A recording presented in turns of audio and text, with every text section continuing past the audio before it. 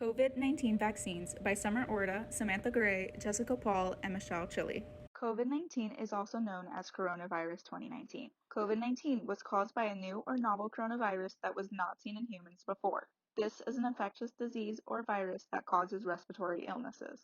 There is a little to wide range of symptoms that a person can experience.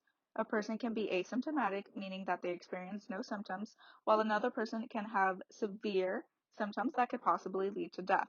Some of these symptoms can include cough, fever, chills, difficulty breathing, sore throat, loss of taste or smell, headache, and feeling fatigue. So, how does it spread? People with COVID-19 create respiratory droplets whenever they cough, sneeze, or talk, and then this travels through the air. These respiratory droplets can be inhaled through the nose or mouth of another person. Direct contact with a person who has COVID increases their risk of infection. To understand how COVID-19 vaccines work, it is important to understand how our bodies fight illnesses, viruses, and infections that are caused by these illnesses. So our immune system uses multiple tools to fight infections. B lymphocytes are defensive white blood cells, and they produce antibodies that attack the pieces of the virus left behind by macrophages. We also have T lymphocytes. These attack cells in the body that have already been infected. The macrophages leave behind antigens. The goal of all COVID-19 vaccines is to help our bodies develop immunity. While there are different types of vaccines that work in different ways, they all typically leave a supply of memory T lymphocytes and B lymphocytes that will help our bodies remember how to fight the virus in the future. So after vaccination, it typically takes a few weeks for the body to begin producing T lymphocytes and B lymphocytes. So it is possible that an individual could be infected with the virus right before or right after vaccination. This is because the vaccine did not have enough time to provide protection. The Moderna vaccine was created using the following ingredients: mRNA, lipids, acetic acid, sodium acetate, and sucrose. The administration of the Moderna vaccine is as follows. An individual will receive an injection into the deltoid muscle located in the upper arm. The Moderna COVID-19 vaccination series is given in 2 doses, which are given 1 month apart.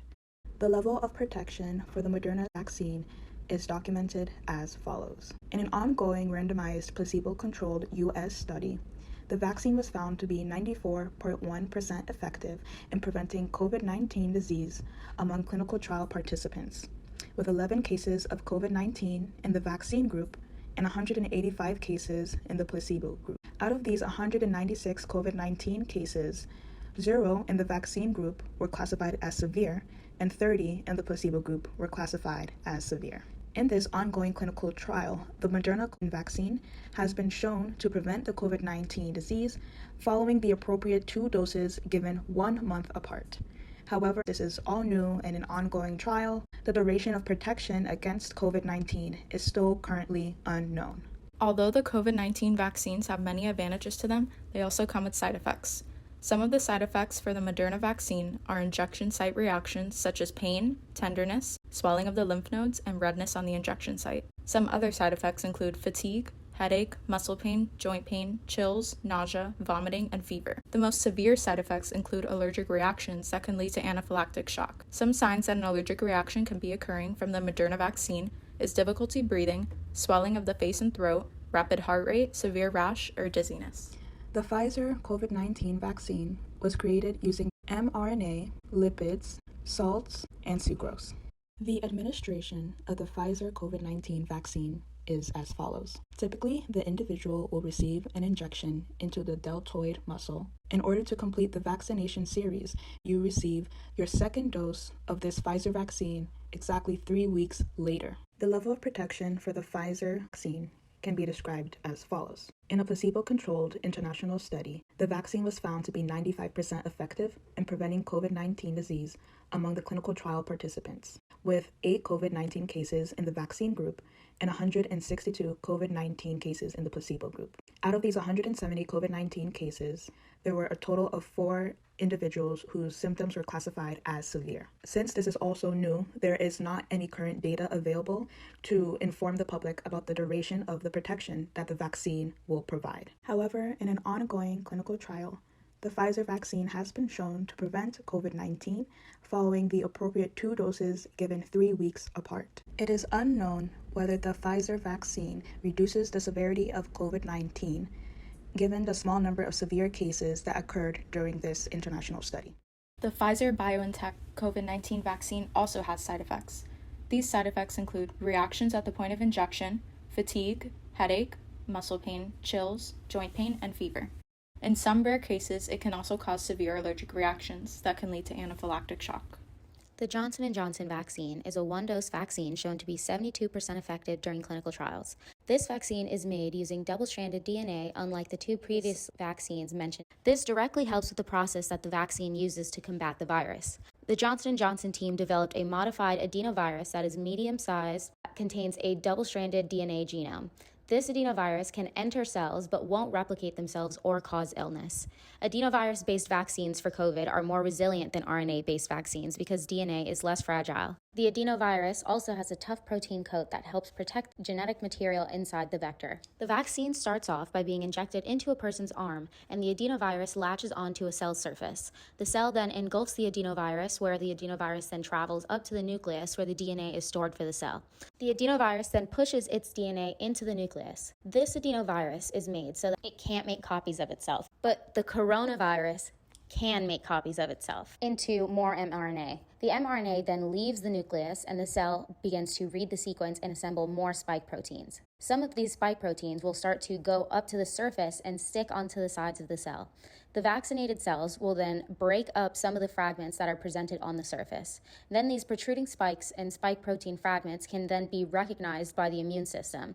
And then the adenovirus provokes the immune system by turning on a type of alarm. This will send a signal to the activated immune cells, and by raising this alarm, the Johnson & Johnson vaccine causes the immune system to react more strongly to the spike proteins. Once the cells die, the immune system takes them up into a certain kind of cell that recognizes them and is able to have pieces of the spike protein sticking out of it so that other T cells can detect them and then call other immune cells to fight those viruses when they see them. Side effects of the Johnson & Johnson vaccine include site injection pain, fatigue, headaches, muscle pain, joint pain, and fever. The upside to this vaccine is that it does not risk anaphylaxis. These side effects are a sign of an immune system kicking into gear. They do not signal that the vaccine is unsafe.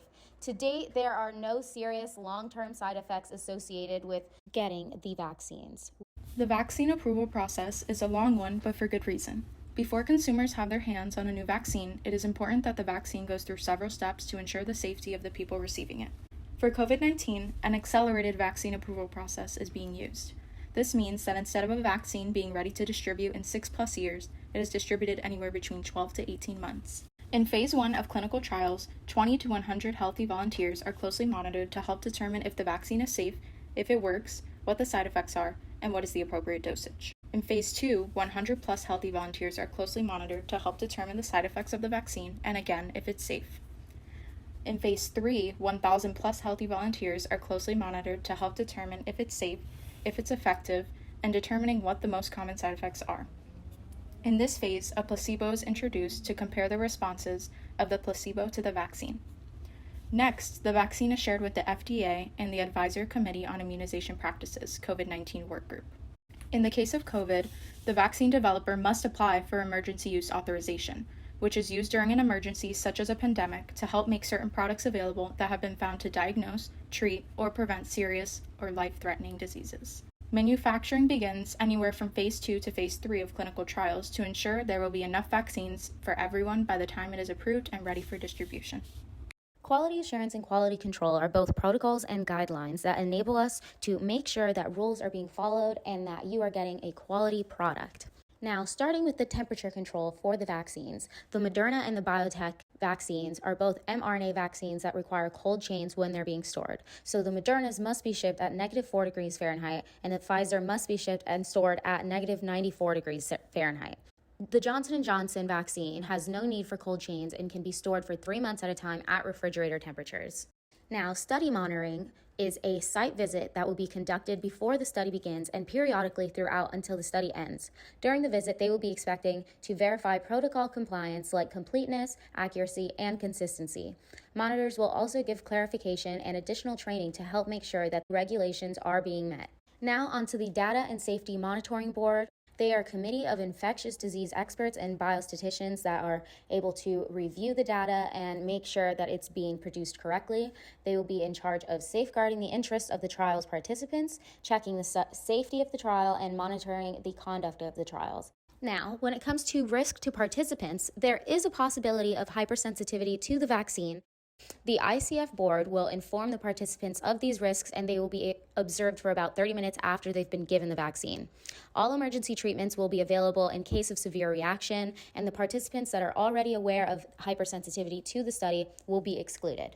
And lastly, the risk to study personnel. The main risk here lies in handling of needles that may be contaminated with blood and body fluids. This can be dangerous due to things like HIV or things that can be transmitted through bodily fluids. The study personnel must follow SOP's guidelines for working with infectious agents. They must have special training and PPE in order for the COVID virus to be handled properly. The staff is tested for the virus weekly in order to prevent transmission amongst the participants and other personnel. This graph shows the daily COVID-19 vaccine doses administered per 100 people since February 24th of 2021. There are many issues so far with the distribution process of the COVID-19 vaccines. There are people in need of them, but they are being distributed very slowly. One big problem is that elderly people are one of the groups that is in the most need of the vaccine, and they are the least technologically advanced. This is a problem because booking an appointment for a vaccine is done online. Another problem is that both the Pfizer and Moderna vaccines need to be kept at a temperature between 2 to 8 degrees Celsius, and the Johnson & Johnson vaccine needs to be refrigerated. Once these vaccines are removed from the cold environment, they cannot be put back. Due to this, many vaccines go unused. Hopefully in time, we are able to have a more efficient way to reach all groups of people in the quickest way possible. Now you know a little more on these COVID-19 vaccines. For more information, see the description below. Thank you.